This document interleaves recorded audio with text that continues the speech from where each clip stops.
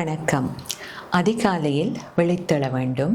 இந்த அதிகாலை என்பது சூரியன் உதிப்பதற்கு 1.5 மணித்தியாலங்களுக்கு முற்பட்ட காலப்பகுதியாக இருக்கின்றது.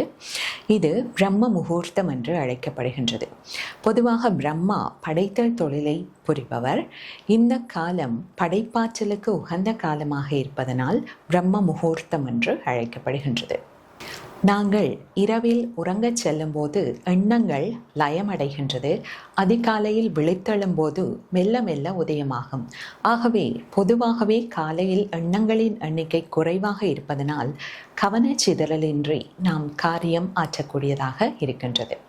அது மட்டுமல்லாமல் இந்த பிரபஞ்சம் முழுவதுமே அமைதியோடும் புத்துணர்ச்சியோடும் இருப்பதனால் எமது உடல் மன ஆரோக்கியத்தை மேம்படுத்த விரும்பினால் இந்த காலகட்டத்தை நாம் பயன்படுத்தி கொள்ளலாம்.